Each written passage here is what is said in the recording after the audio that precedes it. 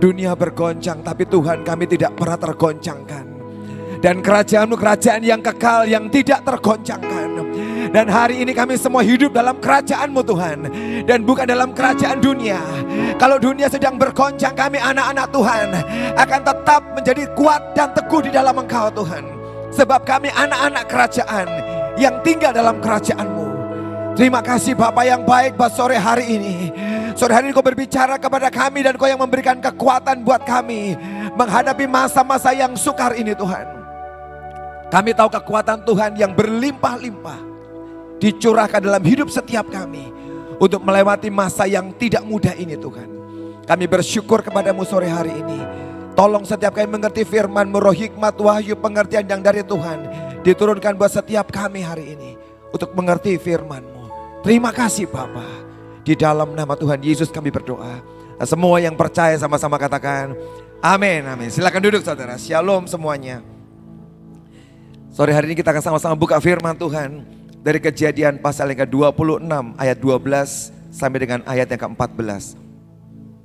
Kejadian 26 ayat 12 sampai dengan ayat yang ke-14. Maka menaburlah Ishak di tanah itu, dan dalam tahun itu juga ia mendapat hasil 100 kali lipat, sebab ia diberkati Tuhan. Dan orang itu menjadi kaya, bahkan kian lama kian kaya, sehingga ia menjadi sangat kaya. Ia mempunyai kumpulan kambing, domba, dan lembu sapi, serta banyak anak buah, sehingga orang Filistin itu cemburu kepadanya. Kita suka dengan ayat ini dan cerita ini saudara, karena fokus kita selalu ke ayat yang ke-13. Orang itu menjadi kaya, kian lama kian kaya, sehingga ia menjadi sangat kaya. Tapi kalau saudara cuma fokus pada ayat yang ke-13 saudara, yang sedang kau kejar dalam hari-hari ini menjadi orang kaya, semakin kaya dan kian kaya, engkau sedang salah. Engkau sedang miss target. Sebab target Tuhan bukan membuat saudara kaya dan makin kaya dan sangat kaya. Tapi target Tuhan di akhir zaman ini membuat engkau makin mencintai Dia, lebih cinta pada Dia, dengan sangat mencintai Dia.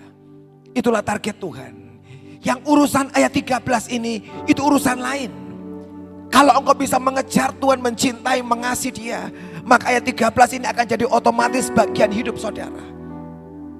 Dalam hari-hari ini banyak orang yang sedang mengejar ini. Dan dunia digoncang oleh Tuhan. Tuhan sengaja mengadakan kegoncangan buat dunia ini, supaya Dia sedang merontokkan semua motivasi yang salah dari hidup kita. Termasuk kita mungkin saudara. Tuhan izinkan goncangan terjadi, sehingga semua yang jelek, yang negatif, yang Tuhan tidak suka dirontokkan. Dan yang tinggal tetap adalah apa yang dari Tuhan, yang Dia inginkan tinggal dalam kehidupan kita. Mungkin hari-hari ini kalau saudara ada di Sion, saya di Semarang di HTE, mungkin kita nggak terlalu merasakan saudara bagaimana bagian ini ayat 13 ini mungkin sedang tidak kita kejar dalam hidup kita. Tapi di bagian-bagian lain ada banyak orang-orang di luar sana yang mungkin tidak diajarin firman yang baik saudara. Hari ini mereka sedang mengejar yang seperti ini, dan Tuhan sengaja menggoncangkan keadaan mereka. Seorang hamba Tuhan berkata, di Jakarta, gereja sedang digoncang Tuhan. Dalam masa pandemi ini, ada banyak gereja yang belum ibadah. Dan sebenarnya penghasilan mereka, kolekta mereka drop sangat sedikit. Tiba-tiba turun hanya 20% yang mereka terima. Sementara gedung yang mereka sewa, semua yang mereka perlukan itu begitu besar biayanya. Dan gereja digoncang.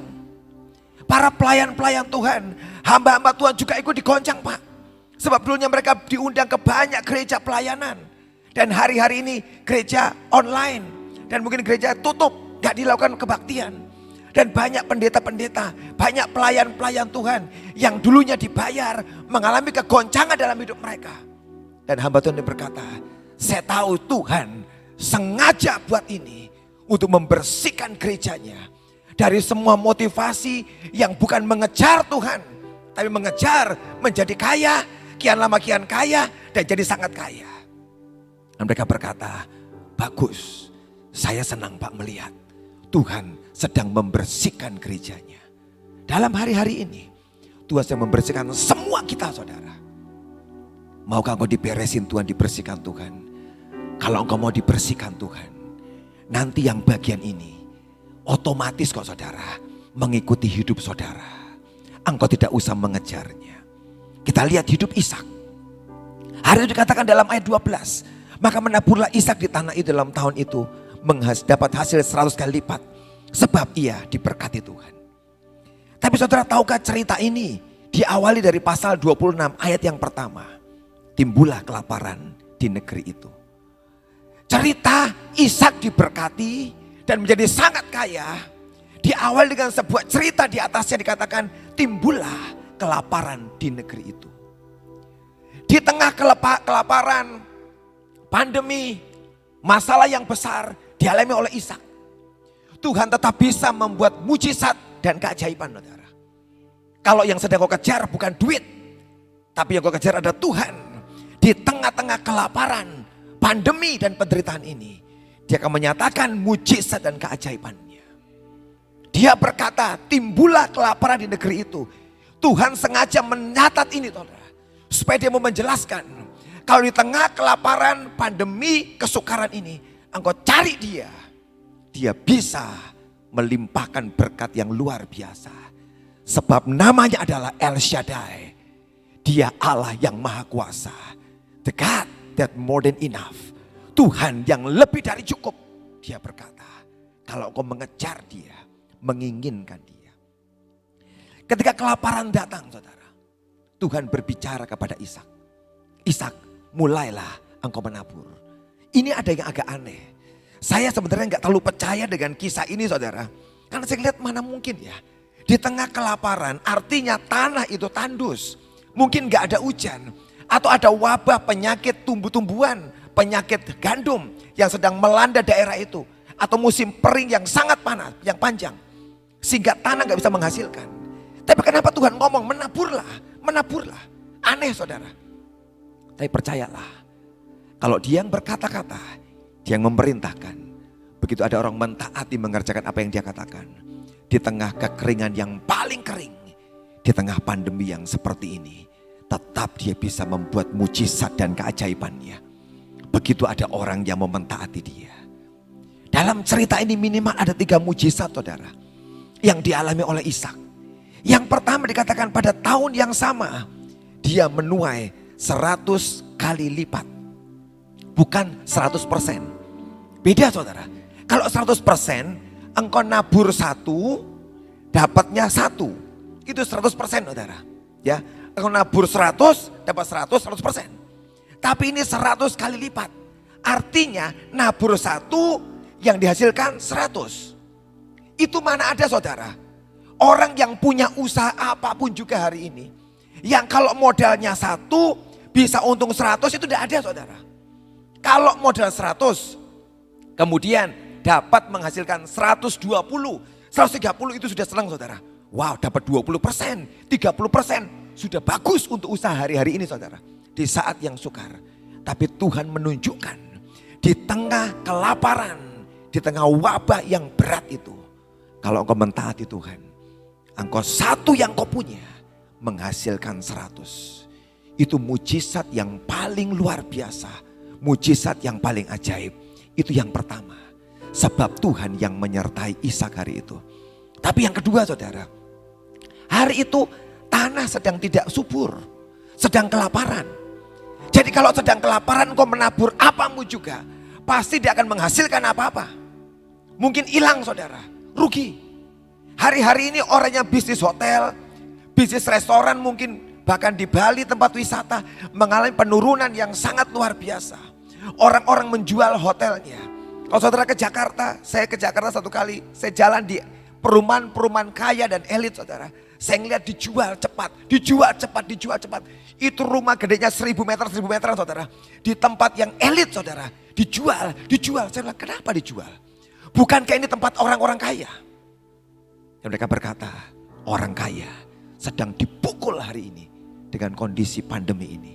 Dan mereka mesti jual semua properti mereka untuk mereka bisa bertahan hidup. Semua yang bisa dijual, dijual. Tapi yang hebat, saudara, di tengah wabah kelaparan, Ishak menabur dan tidak mengalami kerugian. Yang dia tabur itu bisa tumbuh, saudara. Itu juga mujizat yang kedua. Bisa tumbuh di tengah-tengah tanah yang gersang itu bisa tumbuh. Mujizat yang ketiga apa saudara? Ishak bukanlah seorang petani. Ishak itu penggembala kambing domba, anak dari Abraham.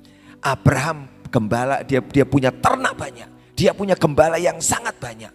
Dan itulah bisnis mereka hari itu. Tapi hari itu untuk pertama kalinya Ishak menabur. Kalau orang yang tidak biasa mengelola tanah, yang tidak biasa bertani, disuruh menanam, coba saudara, pasti gagal.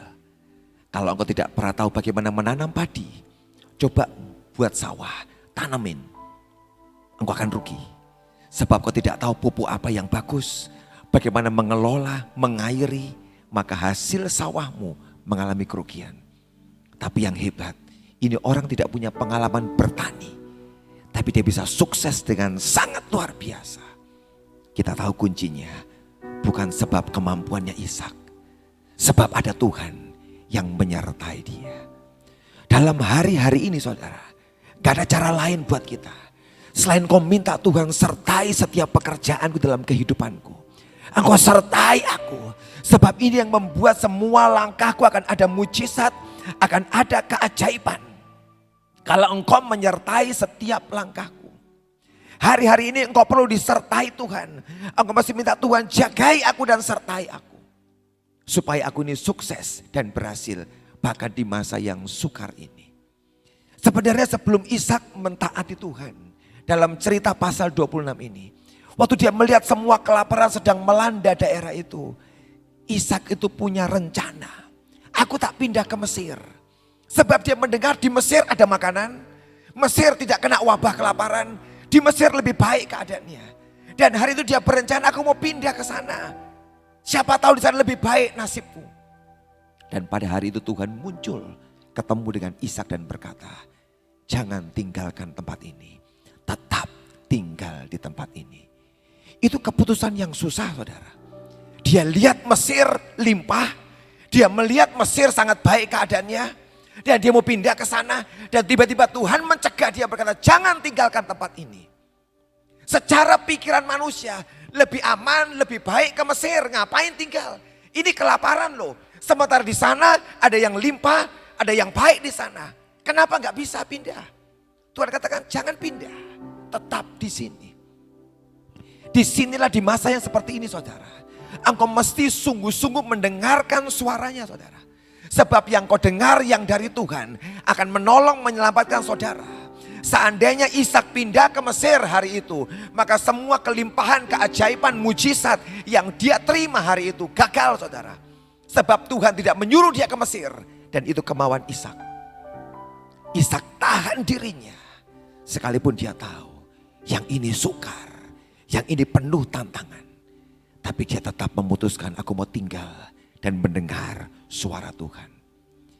Lebih baik kita tinggal dengan sedikit kesukaran dan sedikit kesulitan, daripada engkau tinggalkan dia menurut kemauanmu di tempat yang sepertinya lebih baik, tapi dia tidak ada di sana. Tapi Tuhan tidak ada bersama dengan engkau. Walaupun mungkin sekitarmu, lingkunganmu semua baik, tapi kau tahu dia tidak ada di sana. Lebih baik sedikit penderitaan, sedikit kesusahan, tapi engkau tahu dia berdiri di sampingmu. Dan Ishak hari itu berkata, aku akan tinggal di tanah ini. Kenapa saudara Tuhan suruh tinggal? Sebab di Kanaan itulah ada sebuah perjanjian covenant antara Tuhan dan Abraham. Tanah ini untuk engkau Abraham dan keturunanmu. Tuhan sudah berjanji dan bersumpah akan memberkati tanah itu. Sementara dia tidak pernah bicara apa-apa tentang Mesir. Di sana gak ada covenant perjanjian. Tapi di sini ada perjanjian. Hari itu Ishak paksa dirinya tinggal di sana. Sekalipun tidak mudah yang dia hadapi. Tapi dia pegang perjanjian. Aku percaya Tuhan. Dan aku percaya bahkan di tempat yang kekeringan ini, kelaparan ini, Engkau bisa membuat keajaiban. Janda yang miskin di Sarfat. yang hari itu punya sedikit tepung dan sedikit minyak yang terakhir, didatangi oleh Elia. Dan Elia berkata, buat roti kecil, buat aku pertama. Setelah itu buat kamu dan anakmu. Tepung dan minyak ini tidak akan habis. Itu tantangan saudara. Untuk melangkah membuatkan roti untuk Elia. Atau dia buat untuk dirinya sendiri. Dia mikir menimbang mungkin. Tapi hari itu dia mendengar sebuah perjanjian. Buat untuk aku. Kalau kau selesai buat untuk aku. Buat untuk dirimu. Roti, tepung dan minyak itu tidak akan pernah habis. Waktu dia mendengar perkataan perjanjian. Roti, tepung dan minyak gak akan habis. Dia percaya, dia pegang itu. Dan hari itu dia buatin roti untuk Elia. Dan perjanjian Tuhan turun buat wanita itu saudara. Tepung dan minyaknya tidak pernah habis. Di tengah pandemi, di tengah kelaparan yang sedang melanda daerah itu. Dia tetap bertahan hidup. Hari ini saudara, apakah engkau mau bertahan hidup di tengah-tengah kondisi yang seperti ini? Tetap kuat berdiri. Sekalipun semua dipukul oleh Tuhan, dia memang sengaja menggoncang. Kalau engkau bisa melekat dengan dia kepada perjanjiannya, engkau tidak akan tergoyahkan. Amin. Seorang jemaat satu kali saya doakan untuk restonya yang baru. Dan ada beberapa jemaat yang hadir. Dan salah satu orang adalah pelatih gimnastik. Yang latih gym saudara ya, supaya badannya gede bagus saudara. Dia bilang, Pak, hari-hari ini tempat saya training orang-orang di gym tutup semua. Sebab belum boleh dibuka. Dan saya merasa Tuhan, ini penghasilanku. Setiap hari aku melatih orang dan aku dibayar. Dan ini tutup. Artinya gak ada penghasilan buat dia saudara. Tapi ini orang yang sayang cinta Tuhan. Yang hatinya melekat kepada Tuhan. Dan dia berkata, saya pikir Pak, berkat saya tertutup sebab pandemi ini. Tapi Tuhan itu ajaib. Apa yang Tuhan buat. Ada penerimaan tentara baru. Masuk ke sekolah TNI dan masuk ke akademi kepolisian. Dan semua anak-anak pejabat ini yang mau masuk ke sana akan dilatih. Akan dites kesehatannya, kebugarannya. Dan para pejabat ini memanggil saya Pak. Ngelatih anak-anak mereka. Untuk persiapan masuk tes, masuk akademi polisi dan akademi ketentaraan. Saya melatih privat anak-anak mereka.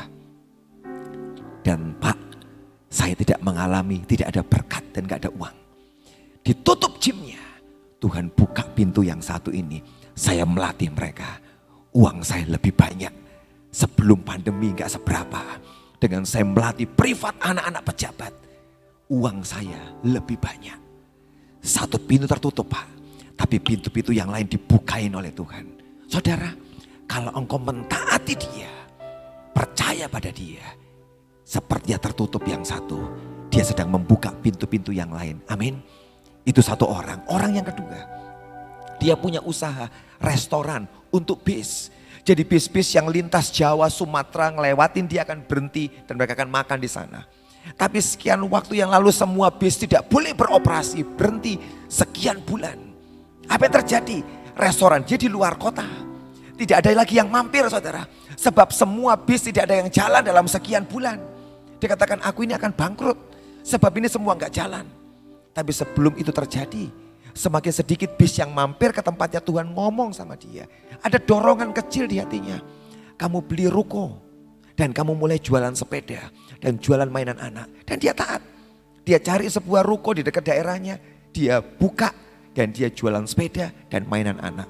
Dan yang terjadi, waktu seluruh bis tidak bergerak lagi, tokonya itu yang jual sepeda dan mainan anak, dia katakan sangat laris.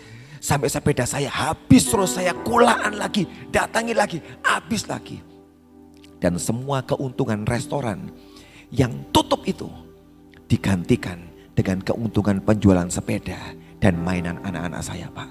Saya ngelihat pandemi tidak mengganggu kami. Tetap penghasilan kami sama, bahkan lebih dari sebelumnya. Saya bilang itulah Tuhan. Kalau kau percaya, seperti yang Ishak alami, di tengah kelaparan itu, dia tetap berhasil dan dia tetap hidup. Kenapa saudara? Sebab dia mentaati Tuhan. Ketaatan kepada Tuhan itu yang menolong hidup kita. Tapi apakah gampang saudara? Taat sama Tuhan. Susah kadang-kadang. Kalau Ishak itu dia ke Mesir lebih enak. Karena kayaknya ya tidak taat Tuhan lebih enak ketimbang taat. Kalau taat susah nih.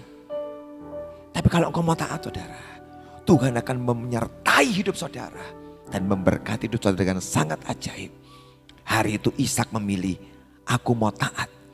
Sebab dia taat, maka ayat ini berkata, sebab ia diberkati Tuhan. Ketaatan itu mendatangkan berkat saudara. Apa itu berkat? Berkat itu sebenarnya hal yang simpel buat orang-orang Ibrani, orang-orang Yahudi. Berkat itu cuma ucapan kok, cuma kata-kata kok saudara. Apa itu berkat? Cuma perkataan yang baik yang diucapkan pada sesuatu. Apakah itu orang atau itu barang diucapkan. Itulah arti berkat saudara. Tapi yang diucapkan itu, ucapan berkat itu tidak sekedar ucapan biasa saudara. Itu ucapan yang dari Tuhan yang akan bekerja sampai apa yang diucapkan pada barang atau orang tertentu akan kerja sampai menjadi kenyataan. Dan dikatakan Tuhan mengucapkan berkatnya kepada Ishak pada hari itu. Tuhan mengucapkan semua yang baik. Di dalam ketaatan ada berkat. Dalam ketidaktaatan yang muncul kutuk dan penderitaan. Ketaatan menghasilkan berkat. Ketidaktaatan menghasilkan kutuk. Dan hari itu Ishak mentaati Tuhan. Dan berkat Tuhan mengalir dalam hidup orang itu. Dia disertai dan dia diberkati Tuhan. Saudara, Ishak tahu arti berkat.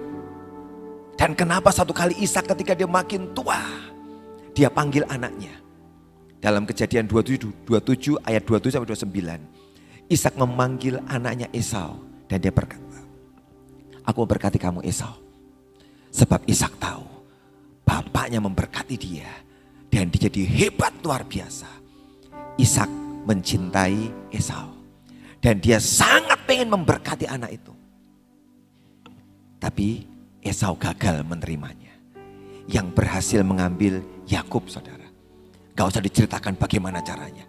Tapi hari itu yang berhasil mengambil berkat itu adalah Yakub. Karena Yakub tahu, aku tidak perlu uang bapakku. Aku tidak perlu warisan bapakku. Kalau dia ucapkan berkat saja buat aku, itu sudah cukup. Sebab ucapan berkat ini yang membuat aku akan jadi orang yang hebat. Jadi orang yang luar biasa. Karena itulah Yakub coba mengambil berkat itu dan dia berhasil. Apa yang diucapkan Ishak saudara? Waktu dia memberkati Yakub. Sebenarnya pengen Esau. Tapi yang dia berkati Yakub. Dia berkata, bau anakku adalah sebagai bau padang yang diberkati Tuhan. Itu yang pertama. Berkat yang pertama dia ucapkan, bau anakku, bau padang yang diberkati Tuhan. Kenapa dia ngomong tentang padang? Sebab Esau suka berburu. Hari itu Ishak berkata, padang tempat engkau berburu akan jadi padang yang diberkati. Artinya setiap kali engkau pergi berburu, engkau akan pulang membawa hasil buruan yang luar biasa. Bukan padang yang terkutuk, yang dimana kalau engkau pergi mencari hewan buruan, engkau pulang nol. Tidak akan. Engkau akan pergi berburu dan engkau akan selalu pulang membawa hasil yang luar biasa. Sebab padang dimana kau pergi adalah padang yang diberkati, yang selalu melimpah dengan semua hewan-hewan buruan. Harusnya itu jatahnya Esau menjadi orang yang berhasil. Berikutnya dia katakan, aku memberikan kepadamu berkat embun dari langit. Memang di Israel hujannya kurang saudara. Setahun mungkin cuma sekian minggu aja hujan. Gak kayak tempat kita. Jadi diucapkan memberi kepadamu embun dari langit. Embun turun pada pagi hari, membasahi seluruh tanah. Yang membuat tanah itu menjadi subur, menjadi bagus. Karena embun yang sangat tebal turun setiap pagi. Dan dia katakan, Tuhan memberikan embun yang membuat tanah kita gak gersang. Membuat tanah kita tidak akan kering. Engkau akan menghasilkan gandum dan anggur yang berlimpah-limpah. Sebab tanah-tanah yang gemuk adalah bagianmu. Dia ucapkan buat anaknya, Esau, engkau sudah dapat tanah yang seperti ini. Tapi yang berhasil mengambil adalah Yakub. Tanah gemuk di bumi menghasilkan gandum dan anggur yang berlimpah-limpah. Jatahmu anakku. Bukan cuma itu, bangsa-bangsa akan takluk kepadamu. Artinya dia akan menjadi orang yang sangat kuat. Sehingga semua bangsa di sekitar akan takut kepada dia. Engkau jadi tuan atas saudara-saudaramu. Engkau selalu diangkat yang nomor satu di antara seluruh keluargamu. Dan yang terakhir berkatnya, siapa yang mengutukmu akan dikutuk. Yang memberkati engkau akan diberkati. Engkau dapat proteksi Tuhan. Sehingga tidak ada orang yang berani menyentuh engkau. Cuma ucapan ini saudara diucapkan kepada Yakub yang mengambil berkat itu. Dan Ishak tidak pernah mewariskan apa-apa kepada Yakub. Tapi apa yang terjadi saudara? Orang yang tidak punya apa-apa ini. Tapi dia mendapatkan berkat ini saudara. Orang itu jadi orang yang hebat, yang luar biasa. Sebab berkat yang diucapkan atas hidup Yakub itu kerja dengan ajaib. Dan membuat hidup orang itu berubah hidupnya. Jadi orang yang luar biasa. Ketaatan selalu berjalan bersama dengan berkat. Ketaatan berjalan dengan berkat. Kalau engkau mau menerima, engkau mesti taat. Berkat urusan nomor 2. Taati dia. Sungguh-sungguh. Nanti engkau disertai Tuhan dengan luar biasa. Kami bersyukur bulan lalu selesai semua gedung kaya pembayarannya. 3 gedung Tuhan berikan buat kami, gedung baru, gedung kantor kami, rumah Shalom dan sekolah. Sekolahnya 4 tingkat, kemudian rumah Shalom 3 tingkat, kantor kami 3 tingkat. Selesai tanpa utang saudara. Itu mujizat keajaiban. Di tengah-tengah pandemi saudara. Di tengah dimana orang berkata ini susah gereja. Di mana persembahan drop turun, orang berkata. Tapi Tuhan berkata, jangan takut, aku menyertai engkau. Itu yang perlu saudara. Kita nggak perlu duit kok saudara. Sebab uang tidak bisa menolong kita. Engkau boleh punya banyak uang. Kalau Tuhan tidak menyertai engkau, uangmu tidak pernah bisa menghasilkan apa-apa. Yang kau perlukan sebenarnya berkat Tuhan. Perkenan Tuhan. Kalau itu menyertai hidup saudara. Menyertai hidup saudara. Engkau akan disertai dan membuat itu berhasil. Saudara, gedung kami selesai dibangun dan tanpa utang saudara. Orang berkata kok bisa ya? Kok bisa? Saya bilang bisa. Kalau engkau mau taat. Di tengah-tengah kami membangun saudara. Uang kami gak banyak saudara. Jujur uang kami gak cukup. Kami rapat bersama, duduk bersama. Bagian keuangan datang ngomong uangnya gak cukup Pak. Untuk menyelesaikan ini. Kalau kita teruskan pembangunan di bulan sekian kas kita akan 0. Dan kita gak bisa menjalankan gereja dan yang lain pelayanan kita. Sebab kas akan habis untuk pembangunan. Saya setuju saudara. Bagus pendapatnya. Tapi malam itu saya berdoa sebelum besok kami rapat. Saya Tuhan engkau mau apa? Dan dia ngomong dengan keras sambil marah. Jangan intervensi pekerjaanku. Jangan intervensi pekerjaanku. Bahasa Jawanya, ojo melu-melu. Gak usah ikut-ikut. Saya mendengar itu, saya bilang Tuhan baik. Aku lihat kenyataan, uang tidak cukup. Tapi yang kedua aku melihat engkau dan kau berkata, jangan ikut-ikut. Dan aku memilih mentaati engkau Tuhan. Waktu rapat selesai, saya sampaikan pesan Tuhan. Jangan ikut-ikut. Jangan intervensi. Dan hari itu semua setuju. Mereka berkata, mari kita lihat apa yang Tuhan kerjakan. Dan betul saudara, selesai 1 bulan lalu seluruh bangunan selesai. Gak utang loh saudara. Tidak utang. Lunas tidak utang. Saya bilang Tuhan, engkau Tuhan yang bisa dipercaya. Engkau Tuhan yang ajaib. Tuhan yang luar biasa. Saya itu dimarahi Tuhan 2 kali. Tapi marahnya enak saudara. Yang sekian tahun lalu, waktu 1 kali saya sedang ngangsur rumah saya. Ya, ada orang berkata, Pak bayar rumahnya sesuai berkat Tuhan. Saya lagi bayar. Saya tuh nyeletuk kepada Tuhan. Tuhan, artinya aku tidak keluar negeri. Kalau aku punya duit, pasti aku buat untuk mengangsur orang itu. Karena orang sudah baik. Masa kalau punya uang tak buat ke luar negeri? Tuhan artinya 1-2 tahun aku tidak kemana-mana. Aku akan tinggal di Indonesia, tidak kemana-mana. Saya mendengar Tuhan ngomong dengan jelas sambil marah. Kamu aku tidak bisa memberkati kamu dan bawa kamu ke luar negeri. Saya diam. Tuhan, maaf Tuhan. Aku membatasi engkau. Aku yang tunjukkan sama kamu. Dan tahun itu saudara, 12 kali dia bawa saya ke luar negeri, 12 kali. Sebulan sekali. Dan dia sambil ngomong ini, betul toh? Percaya sama aku. Saya bilang dimarahi yang bagus saudara, ya kan? Kalau saudara dimarahi kan kadang-kadang hati kita ciut, ya kan? Takut. Tapi saya bersyukur 2 kali ditegur Tuhan. Jangan ikut-ikut. Jangan intervensi. Kamu aku tidak bisa berkatin kamu. Dia jengkel karena dianggap enteng, diremehkan. Dan dia buktikan, tak buktikan sama kamu. Lihat seperti ini. Dan saya kaget Tuhan. Betul ya. Setiap kali kita mendengar dia dan mentaati dia, dia menurunkan keajaiban yang luar biasa. Mentaati dia. Tapi saya tahu gak gampang taat saudara. Kita diajar banyak firman. Diajarin hebat-hebat oleh Bu Naik dan pembicara di sini. Toh, semua ngajarin firman. Tapi berapa banyak yang taat saya mau tanya.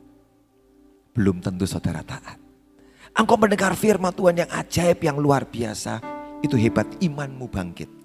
Tapi Yakobus 2, 18, 20 berkata.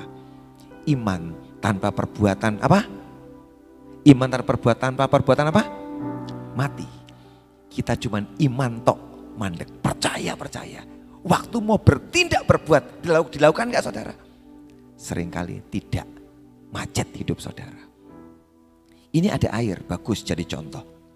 Saudara tahu air ini bisa meredakan rasa haus, betul? Percaya saudara? Kita percaya banget. Dan betul ini air bisa meredakan haus kita. Percaya, semua percaya. Tapi saudara, apakah air ini, waktu saudara percaya ini bisa meredakan hausmu, tiba-tiba langsung reda hausnya? Dengan engkau percaya ini loh, akan meredakan hausku, apakah bisa otomatis meredakan haus saudara? Tidak. Apa yang perlu saudara kerjakan? Buka. Minum. Ya, betul. Hausku hilang. Ada banyak orang Kristen yang antik saudara. Yang dia mendengar firman, semangat, bergairah, beriman, kuat imannya. Detik Tuhan berkata, melangkah anakku. Dia tetap tinggalkan air dalam botol. Dan dia tidak meminumnya. Percaya enggak? Percaya. Aku tahu, aku yakin air ini akan menghilangkan hausku, aku percaya. Tapi dia tidak melangkah untuk mengambil dan melakukannya. Dan kau tidak pernah mendapatkan hasilnya. Dan kau kecewa. Katanya bisa meredakan haus.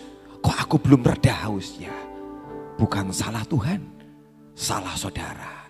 Engkau tidak melangkah melakukannya. Lakukan. Sekalipun mungkin yang kau lakukan. Takut saudara. Aduh, apa benar ya? Apa benar ya? Apa bisa ya? Kerjakan. Di situ kau akan melihat keajaiban Tuhan turun dalam kehidupanmu. Kalau apa?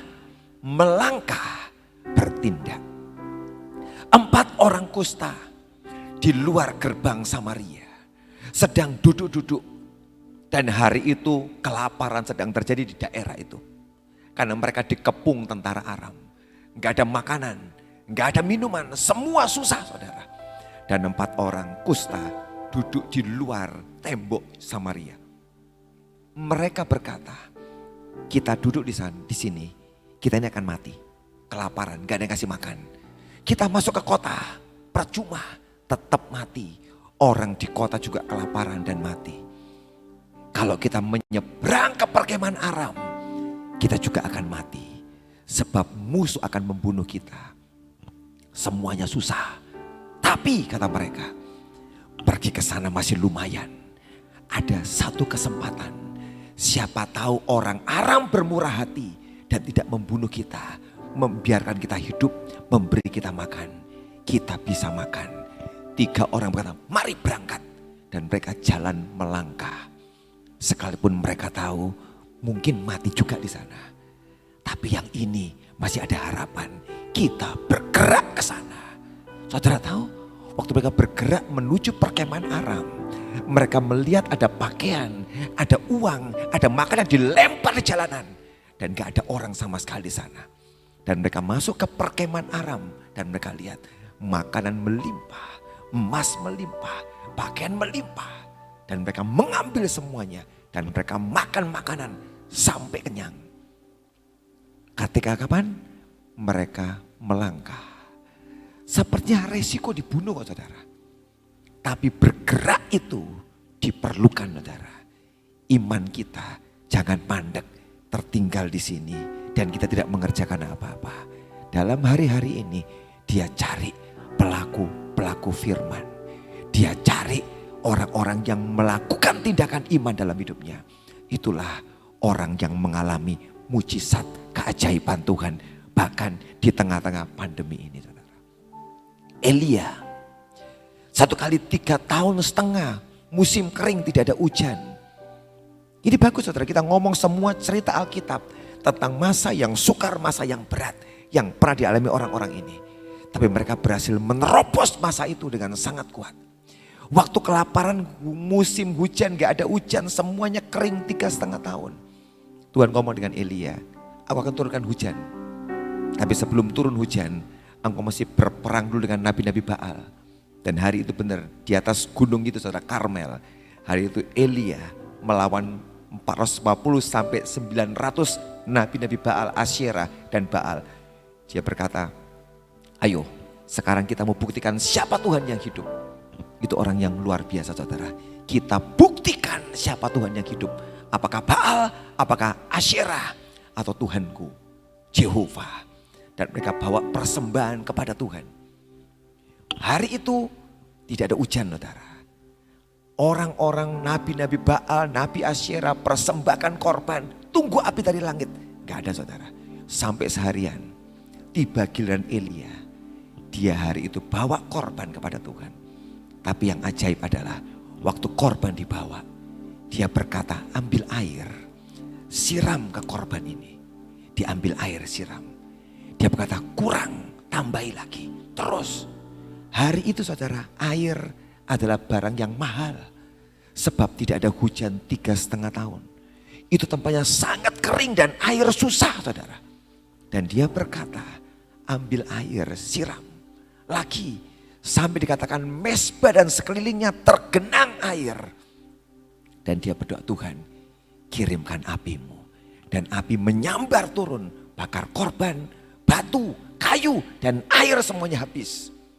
Setelah selesai, tiba-tiba Tuhan berkata sebentar lagi hujan akan turun. Dan hari itu hujan deras turun atas tanah itu. Tapi sebelum hujan itu turun saudara, dia kerjakan sebuah tindakan yang berat, yang sukar. Ambil air yang sedang kita perlukan ini loh. Siram. Tambah lagi. Sampai menggenang. Dan tiba-tiba hujan yang sangat lebat turun. Orang berkata, Elia, lu menghabisin air kita ya. Lu buat kita susah. Tapi dia berkata, jangan takut. Air yang dibuang itu tidak akan sia-sia. Sebab kalau hujan deras turun membuat banjir semuanya. Air yang dibuang di mesbah itu tidak ada artinya. Sebab aku sedang mengirim air yang sangat banyak kepada mereka. Dan hari itu selesailah pandemi, kelaparan, wabah di tanah itu. Hujan turun dan kembali bumi menumbuhkan semua yang baik. Amin. Tuhan mau buat dalam hidup kita. Di tengah kelaparan ini, Dia bahkan bisa mengirim hujan yang ajaib, yang luar biasa dalam kehidupan kita. Kalau engkau belajar mentaati Tuhan. Belajar mentaati Tuhan dan belajar untuk percaya kepadanya. Bertindak di dalam iman. Dia akan menjagai hidup saudara. Bahkan di tengah kondisi yang seperti ini. Bukan cuma memberkati saudara. Tapi dia Tuhan juga yang sedang melepaskan saudara dari semua jerat-jerat yang berbahaya yang akan merugikan hidupmu. Dia Tuhan yang sama yang melepaskan saudara. Sebab gini saudara, ada banyak pekerja pengusaha yang kau kumpulin duit banyak. Tiba-tiba engkau terperangkap, terjerat. Entah orang menipu saudara, entah orang berbuat apa. Sehingga semua kerja kerasmu yang luar biasa ini habis. Lu banyak saudara. Orang-orang yang kerja keras seumur hidupnya saudara, kena sesuatu dan habis saudara. Teman istri saya, dia suami istri pekerja keras. Dia kumpulin uang kerja keras di Jakarta dia kerja. Satu kali nggak tahu kenapa suaminya sakit stroke di rumah sakit. Dan hari itu kami besuk ke sana dan dia cerita, suamiku di ICU berbulan-bulan. Semua uang yang kami cari bertahun-tahun, tabungan yang banyak itu, hari ini habis semuanya. Saudara, untuk apa kau kerja kalau berkatnya tidak menyertai hidup kita? Dalam satu hari semua yang kau terima bisa habis dan hilang. Ada pengusaha yang ekspor barang ke luar negeri cerita sambil nangis. Dia ekspor barang bagus banget. Cuma 1-2 kali dia ditipu saudara. Maka yang semua penghasilannya habis karena ditipu waktu dia mengekspor barang ke luar negeri. Dan dia mesti mulai dari nol lagi, habis. Saudara, dunia begitu gampang mencuri apa yang kau punya. Tapi kalau Tuhan menyertai engkau, berkatnya ada dalam hidup saudara. Dia akan menjaga saudara supaya jangan sampai engkau kehilangan semua itu saudara. Teman saya satu kali cerita, Pak, saya lihat Tuhan itu ajaib dalam hidup saya. Dia itu seorang pemborong bangunan besar-besar. Dia yang menyediakan materialnya. Seperti membangun hotel, bangun mall, bangun semua proyek yang besar-besar. Dia penyedia material. Dan dia punya seorang teman yang selama ini selalu minta dia menyediakan material untuk pembangunan semua proyeknya. Tapi kali itu kenapa nggak tahu bawahan dari temannya itu lupa pesan sama dia. Pesan sama orang lain saudara. Kami akan bangun sebuah proyek besar. Dan dia tidak pesan daripada teman kami ini. Teman saya produk menyesal. Loh, kok kamu gak pesan sama aku? Dia tanya dengan temannya itu. Aduh, maaf. Anak buku pesan sama orang lain. Sorry ya. Nanti lain kali deh. Kalau aku buat proyek lagi, aku pesan sama kamu. Kecewa. Karena biasanya pesan dengan dia, kok tidak pesan. Selesai dia gitu, ya sudahlah, tidak apa-apalah. Mungkin bukan berkatku. Dan terjadilah ketika proyek dibangun oleh temannya itu saudara. Apa yang terjadi? Proyeknya mangkrak. Sebab pandemi berhenti. Dan apa yang terjadi saudara? Puluhan miliar bahan bangunan yang dibuat bangun itu tidak dibayar. Sebab memang proyeknya berhenti. Dan orang yang diutangin itu gak bisa apa-apa saudara. Dia tahu proyek berhenti. Puluhan M. Teman saya dikabarin, kamu untung loh. Kalau ngambil di tempat kamu proyek itu, artinya uangmu puluhan M akan mandek dan tidak dibayar. Untung bisa salah tidak ngambil ke kamu, ngambil ke orang lain. Dan kamu lolos, kamu selamat. Dia mau Pak Victor, saya bersyukur pada Tuhan. Saya pikir berkat saya hilang. Ternyata tidak Pak. Dia menjaga hidup saya supaya saya tidak rugi dan tidak hancur. Saya tidak tahu, tapi Tuhan yang memberkati, tapi juga Tuhan yang menghindarkan kita dari semua kerugian. Amin. Kalau engkau mengalami sesuatu dalam hidupmu saudara, ya kau mungkin berpikir Tuhan, kok gak tolong aku? Kok ini belum dijawab? Sabar saudara, mungkin ceritanya belum selesai. Kalau engkau tahu cerita yang utuh, engkau akan bersyukur, terima kasih Tuhan. Karena engkau tidak berikan aku yang ini. Sebab kalau aku dapat yang ini, aku akan sangat dirugikan. Aku bersyukur engkau melepaskan, meloloskan aku dari semua ini. Di masa yang seperti ini, mari kejar dan cari Tuhan. Amin. Kejar dia dan cari dia dan inginkan dia. Kami di Semarang di gereja, setiap minggu saya selalu doa minta ke Tuhan, hadirlah di gereja ini. Jangan pernah kau tinggalkan. Saya sering nangis di gereja, di depan berlutut, meminta Tuhan hadir di gereja ini. Jumpai umatmu. Kalau kami ketemu dengan Engkau hari ini Tuhan, kami dapat berkat-Mu, bukan uang saudara, dapat berkat-Mu hari ini. Maka hidup kami ini akan menjadi baik-baik. Tapi kalau hari ini kami tidak mengalami Tuhan, kami tidak ketemu dengan Engkau, bagaimana kami bisa berjalan sendirian? Tidak mungkin bisa. Tolong kami, sertai kami setiap minggu, hadir bersama dengan kami. Kalau Dia datang, Dia akan berikan banyak keajaiban di tengah-tengah kita. Amin. Itulah Tuhan kita. Tapi apa yang terakhir saudara, apa yang Ishak buat? Tuhan berkata, menabur. Itulah tindakan Ishak hari itu, menabur.